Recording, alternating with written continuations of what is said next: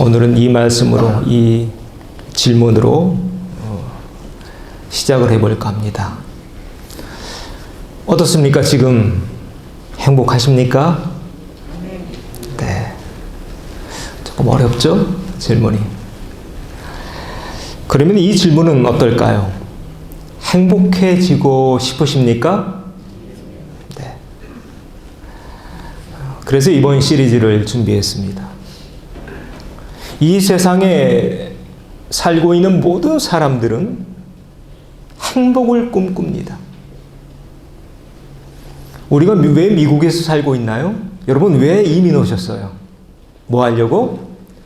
행복하려고 오셨죠. 좀 더 잘 살려고, 더 행복해지려고. 우리 자녀들 왜 공부하나요? 행복을 위해서 합니다. 왜 직장에 들어가서 돈을 버나요? 이 또한 행복을 위해서입니다. 여러분 주일 아침에 왜 지금 이 시간에 이 자리에 앉아 있나요? 이 또한 행복을 위해서입니다. 오늘부터 몇 주 동안 이 행복이라는 주제로 함께 말씀을 나누려고 하는데요. 행복에 대해서 솔로몬이 많은 잠언을 남겼습니다. 이 세상에서 가장 똑똑했던 사람이 발견한 지혜의 원리가 무엇인가? 한 주 한 주 찾아가 보려고 하는데요. 솔로몬이 찾은 답은 이것입니다. 자, 첫 번째 읽어보죠. 주도적으로 살라. 오늘 본문 14장에서 솔로몬은 이렇게 말합니다. 지혜로운 여인은 누구 집? 자기 집을 세우되. 미련한 여인은 누구 손으로? 자기 손으로 그것을 허느니라. 자, 어떤 단어가 두 번 반복하고 있어요? 자기. 네. 자기. 다시 말해, 내 인생 누구한테 달렸어요? 자기. 네. 내 손에 달렸다. 각자 하기 나름이라는 것입니다. 그런데 솔로몬이 언제적 사람입니까? 지금부터 3000년 전 사람입니다. 이 3000년 전에 솔로몬은 이 여성의 주도적인 삶에 대해서 논하고 있는 것입니다. 놀라운 거예요. 이게 또 동양과 서양의 차이이기도 합니다. 우리 동양에서 특히 여성의 삶에 대해서 뭐라고 가르쳤는지 기억나시나요? 이런 얘기를 했습니다. 삼종지도. 무슨 뜻인지 아시죠? 어릴 때는 누구 밑에서? 아버지 밑에서. 결혼하면 남편 밑에서. 남편 죽으면 아들 밑에서. 이게 삼종지도입니다. 그런데 3000년 전에 솔로몬은 지금 뭐라고 말하고 있어요? 우리 다시 한번 읽어보죠. 지혜로운 여인은 자기 집을 세우되 미련한 여인은 자기 손으로 그것을 허느니라. 자기 집입니다. 지금 계속 여인 얘기하잖아요. 3000년 전에 자기 손, 자기 집. 그 다음 자기 집안 사람들에게 음식을 나눠주고 유령들에게 일을 정하여 맡기며 밭을 살펴보고 누구 손으로? 자기 손으로 번 것을 가지고 포도를 일구며 힘있게 허리를 묶으며 누구 팔? 자기 팔을 강하게 하며 누구의 장사? 자기의 장사가 잘 되는 줄을 깨닫고 밤에 등불을 끄지 아니하며 31장은 잠언 31장은 현숙한 여인에 대해서 말하고 있습니다. 그런데 3000년 전에 이런 얘기를 하고 있다는 것입니다. 솔로몬이 말하고자 하는 바가 바로 여기에 있습니다. 우리 인생이 언제 행복해지는가? 바로 이런 삶. 남에게 질질 끌려가는 그런 삶이 아니라 마지못해 하는 그런 일들이 아니라 자기 주도성을 확립해라. 주도적으로 살아라. 시대가 이렇다고 시대 탓하지 말고, 부모 탓하지 말고, 내 성별이 나는 여잔데 이렇게 말하지 말고, 지금 솔로몬이 말하고 있는 것처럼 자기 주도성을 가지고 살 때 우리 삶은 행복으로 가득 채워져 가게 될 것이다. 바라기는 올 한 해가 그 어느 해보다도 행복한 한 해 되어지시기를 바랍니다. 인생이 그렇잖아요. 한 번 태어났다 가는 인생인데 한번 주도적으로 그렇게 살다 가야죠. 자, 우리 옆에 있는 분들과 이렇게 한번 인사합시다. 내 인생은 내 것입니다. 주도적으로 삽시다. 네. 주도적으로 살자. 그렇게 살다간 인생은 행복해요. 남들이 뭐라고 말하든. 왜? 내 주도적으로. 네, 내 삶을 살았으니까. 조금 더 깊이 들어가 보죠. 그러면 주도적으로 산다는 것은 어떤 의미인가? 자, 바로 이런 의미인데 읽어보죠. 적극적으로 살라. 오늘 본문 4절에 아주 재미있는 구절이 나옵니다. 읽어볼까요? 소가 없으면 구휼은 깨끗하려니와 소의 힘으로 얻는 것이 많으니라. 여러분 무슨 말인지 이해가 되십니까? 우리나라 속담으로 바꾸면 이런 말이 될 것 같아요. 구독이 무서워서 장 못 담그냐, 그런 얘기입니다. 혹시 시골에서 소 키워보셨나요? 네, 저는 어릴 때부터 쭉 시골에서 자라서 소 있는 집의 애로사항을 잘 압니다. 여러분 그 소 있는 집 들어가면 냄새부터 다르죠. 아, 냄새 아주 지독합니다. 또 여름에는 파리떼, 네, 들끓습니다. 시골에서 남자 아이들 이제 끌어다가 이제 소 이제 풀밭에 이제 매놓기도 하고 또 여물도 주고, 그런 역할은 누구 몫이었냐면 다 이런 그 저 같은 아이들의 남자 아이들의 몫이었는데요. 친구들이 항상 그걸 불평했어요. 아, 이게 소 키우는 거 너무 힘들어. 우리 집에 소 없으면 좋겠어. 그런데 소 한 마리가 성인 남성 몇 명의 몫을 하냐면 몇 명의 몫을 할 것 같습니까? 소 한 마리가 10명의 몫을 한다고 합니다. 소 한 마리가요. 소 없으면 농사 못 짓습니다. 그래서 지금 솔로몬이 그런 말을 하는 거예요. 소가 없으면 구휼은 깨끗해요. 밥 안 줘도 되니까. 그런데 농사는 못 져요. 세상의 모든 일이 그렇습니다. 특히 인간관계도 마찬가지인 것 같습니다. 여러분 지금까지 인생을 살아오시면서 내 입맛에 100% 맞는 사람 보셨나요?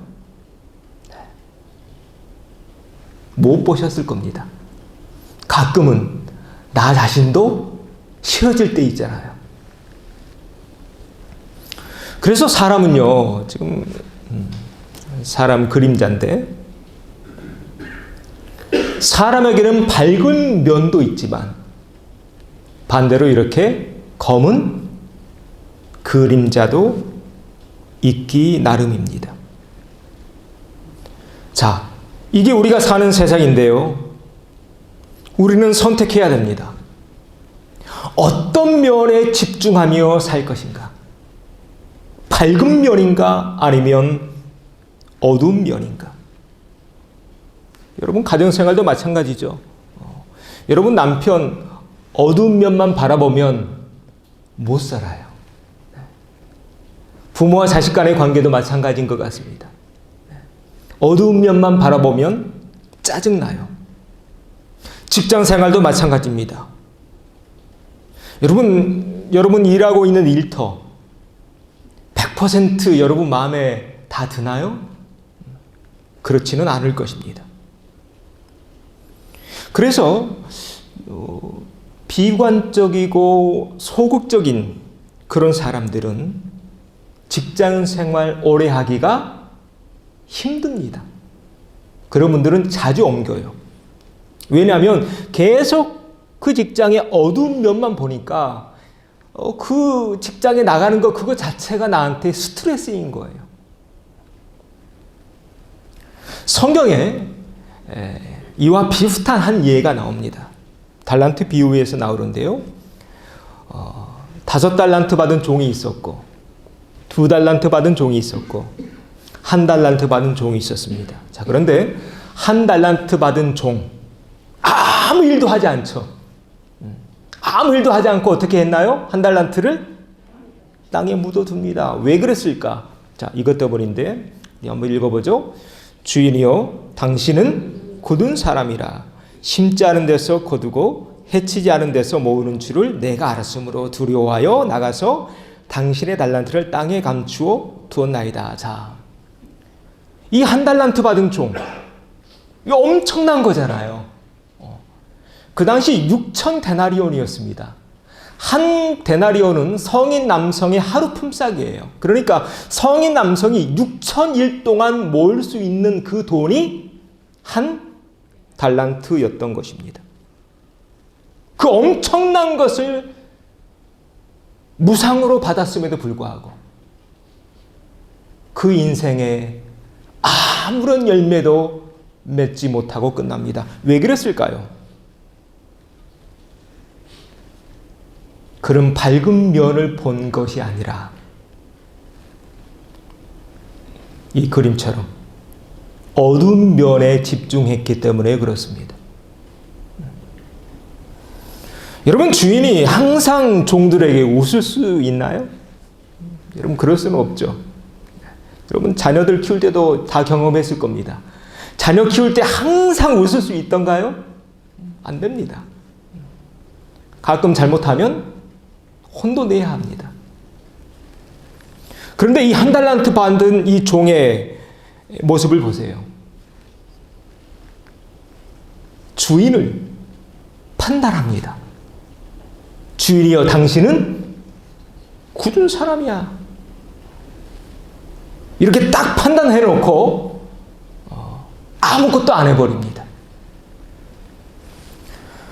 결국 그의 인생 어떻게 되었나요? 성공했나요? 실패했나요?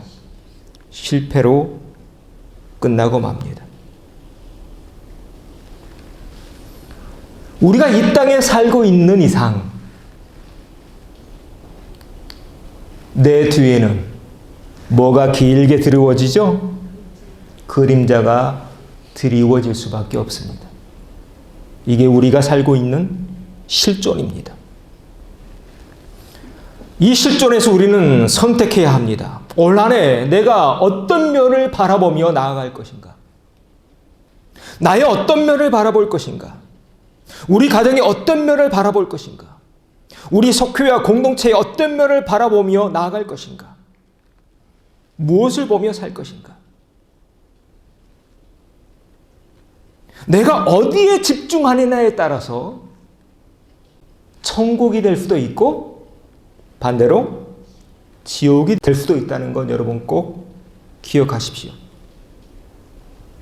자, 그러면 우리 주님은 우리가 이 세상에서 어떻게 살아가기를 원하실까요? 읽어보죠. 구하라, 그리하면 너희에게 주실 것이요. 찾으라, 그리하면 너희에게 찾을 것이요. 문을 두드리라, 그리하면 너희에게 열릴 것이니. 거기까지만요. 구하라, 찾으라, 두드리라. 세상이 어둡다고 안 된다고 주저앉아 있지 말라는 것입니다. 적극적으로 두드리라는 거예요. 여러분, 전도도 마찬가지입니다. 저 사람은 내가 해도 안 돼. 이렇게 여러분 미리 단정하지 마십시오. 단정하지 마시고 적극적으로 구하고 찾고 두드리는 삶. 이것이 우리 기독자의 삶인 줄로 믿습니다. 그래서 오늘 솔로몬도 이런 맥락에서 말하고 있는 거예요. 우리 다시 한번 읽어보죠. 소가 없으면 구유는 깨끗하려니와 소의 힘으로 얻는 것이 많으니라. 어두운 면이 아니라 밝은 면, 안 되는 쪽이 아니라 되는 쪽으로 생각하면서 살자. 영국의 수상이었던 윈스턴 처칠이 이런 명언을 남기고 갔습니다. 비관론자는 매번 기회가 찾아와도 뭘 봐요? 고난을 본다. 그러나 낙관론자는 매번 고난이 찾아와도 뭘 봐요? 기회를 본다. 처칠이 남긴 명언입니다. 여러분, 올 한 해 우리가 무엇을 바라보며 살 것인가? 어떤 관점으로 올 한 해를 디자인해 갈 것인가? 비관론자가 아니라 낙관론자로 올 한 해를 채워가는 저와 여러분 되어야 할 줄로 믿습니다. 그럴 때 우리 삶이 더욱 풍요롭고 행복한 삶이 될 것입니다. 자, 우리 옆에 있는 분들과 이렇게 한번 인사하시죠. 적극적으로 삽시다. 적극적으로. 뭘 하시든 긍정적이고 적극적으로. 자, 우리가 인생을 주도적으로 산다는 것의 의미가 바로 이런 의미인데 또 다른 의미가 있습니다. 세 번째인데요. 읽어보죠. 주인의식 가지고 살라. 여러분, 주인의식이라는 단어 많이 들어보셨죠? 저는 어릴 때 학교에서 많이 들어봤습니다. 항상 아침에 조회 시간에 우리 교장 선생님이 마이크 잡고 항상 했던 얘기가 이 주인의식이라는 그런 단어였어요. 여러분, 주인의식이 뭔가요? 말 그대로 끌려다니지 말라는 것입니다. 주도적으로 내가 주인이니까, 주인공이니까. 우리가 믿는 하나님도 우리가 이 세상에서 주인의식 가지고 살기를 원하십니다. 이 장면을 어디에서 알게 되냐면 창세기에서부터 우리가 알게 되는데, 자, 2장에 이런 말씀이 나옵니다. 하나님이 세상의 모든 동물 다 이제 빚으셨어요. 그리고 그 동물을 이제 아담 앞으로 다 지나가게 만드는데, 자, 하나님이 아담에게 시키신 게 있네요. 자, 노란 것이 읽어보죠. 아담이 각 생물을 부르는 것이 곧 그 이름이 되었더라. 자, 이 대목에서 생각해 봐야 합니다. 하나님 왜 그렇게 하셨을까요? 이거 하나님이 만드셨으니까 하나님의 이름 부르면 되잖아요. 그런데 이름을 누구한테 지으라고 명령하세요? 아담에게 지으라고 명령하십니다. 왜일까? 그 이유가 여기 있습니다. 아담에게 어떤 의식 심어주려고? 주인의식 심어주려고 이렇게 하신 겁니다. 하나님이 이 지구를 만드신 뒤에 이 지구를 누구 손에 맡기셨나요? 아담과 하와에게 맡기셨죠. 같은 맥락인 것입니다. 이 대목에서 우리 다 부모들인데 하나님이 이 지구와 사람을 어떻게 대하고 있는가를 보면서 이 부모의 지혜를 깨우쳐 가야 합니다. 하나님이 아담에게 다 맡기죠. 마찬가지입니다. 자녀들이 물론 아기 때는 다 손 봐줘야 돼요. 그러나 점점 머리가 굵어지면 부모는 이제 손을 떼는 게 맞습니다. 그래야 내 삶에 주인의식이 생겨요. 그렇지 않고 나이가 들었어도 계속 부모가 해주면 절대로 우리 자녀들 마음속에 주인의식이 싹틀 수 없습니다. 그래서 하나님이 에덴 동산 중앙에 선악과 나무를 심어 놓으시면서 우리에게 자유라는 단어를 허락하십니다. 만약 선악과가 없다면 우리에게는 자유가 없는 겁니다. 그러면 로봇 같은 그런 존재로 끝났을 것입니다. 선악과가 있었기에 인간이 선택 가능한 그런 인격적인 존재가 될 수 있었다는 거죠. 자, 이렇게 성경 곳곳에 하나님의 마음이, 하나님이 어떤 마음으로 이 세상을 창조하셨고 또 우리가 어떻게 이 세상을 운영해 가고 어떻게 주도적으로 살아가야 되는지를 성경 곳곳에서 우리에게 알려주십니다. 말씀 한 구절 더 보죠. 창세기에 또 이런 말씀이 있죠. 그래서 하나님 이런 말씀도 하세요. 읽어보죠.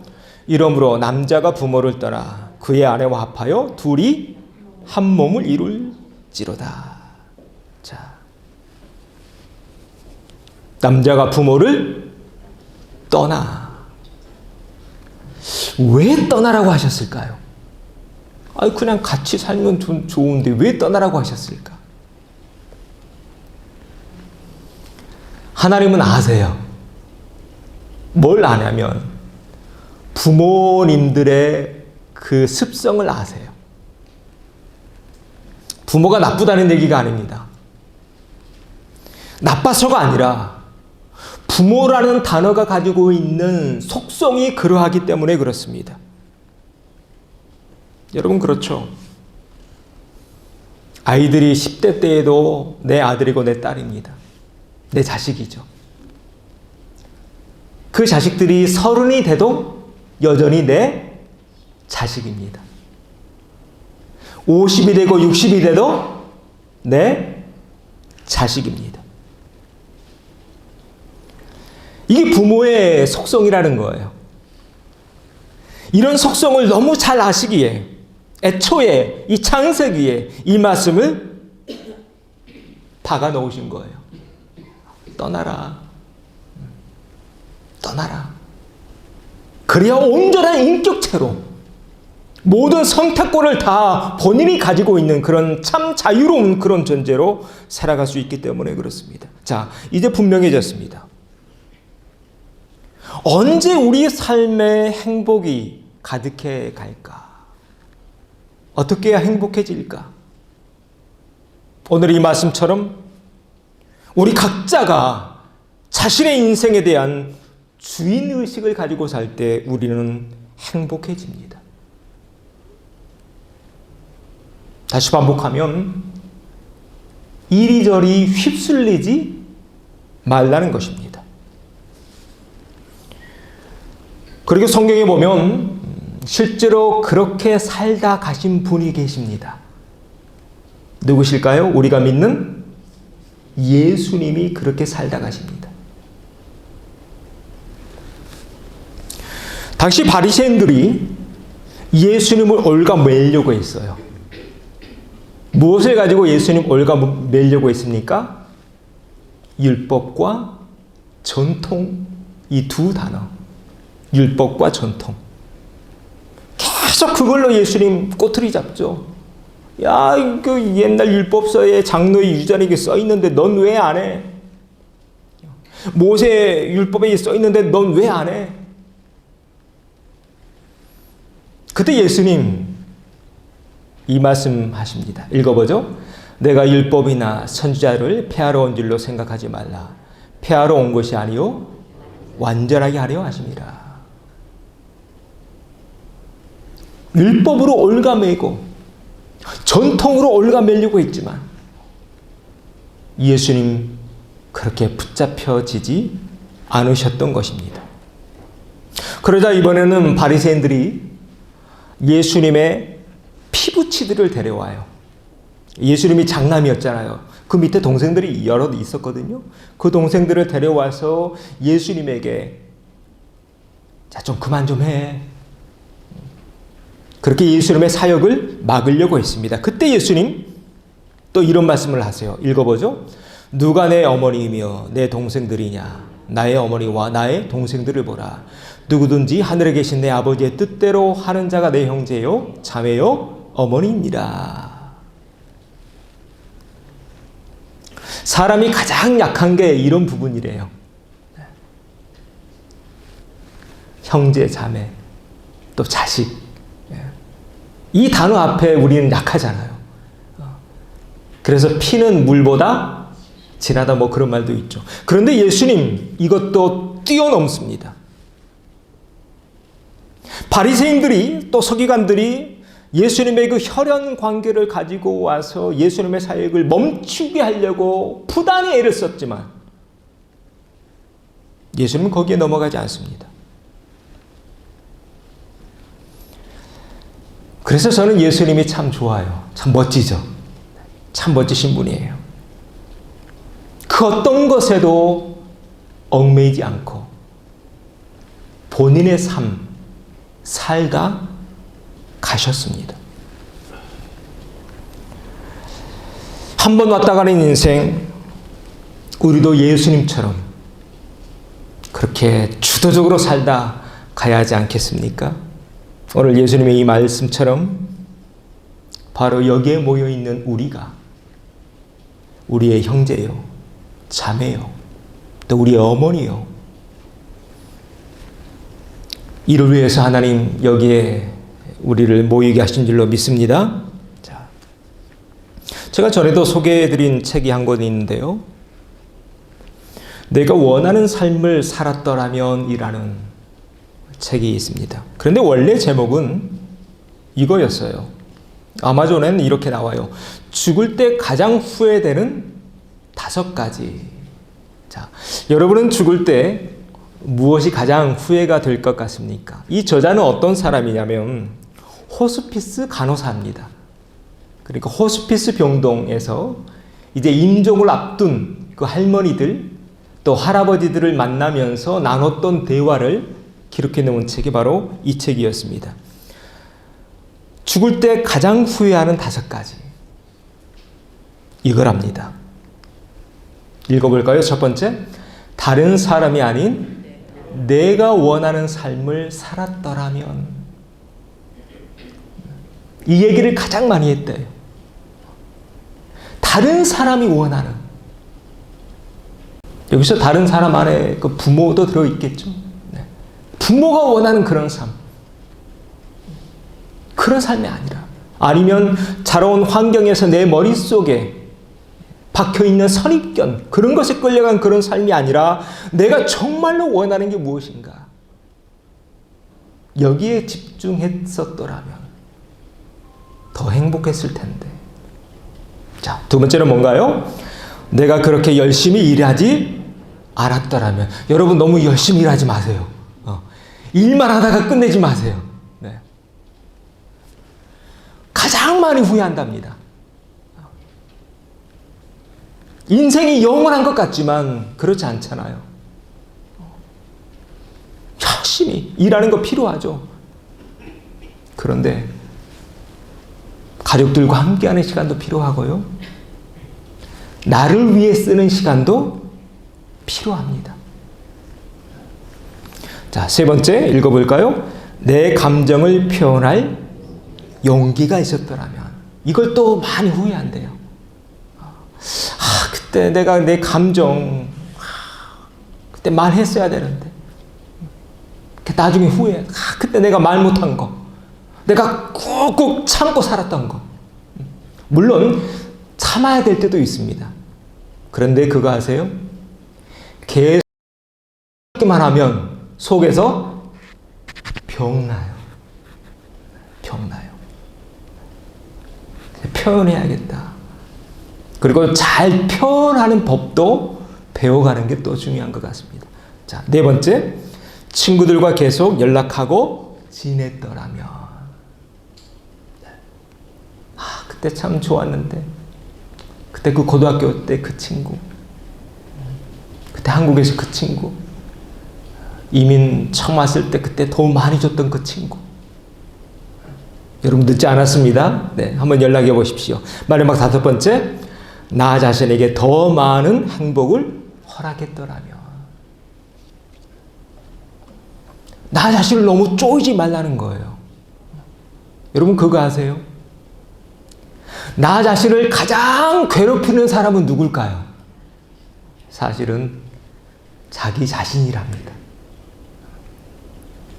여러분 충분히 여기까지 힘드셨습니다. 충분히 고생하셨고 충분히 아파하셨고 충분히 일하셨습니다.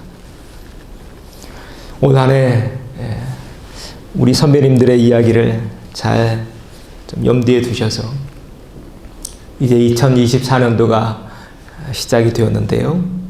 올 한 해가 그 어느 해보다 행복한 한 해로 기억될 수 있는 복된 한 해 되어지기를 주의 이름으로 축원합니다.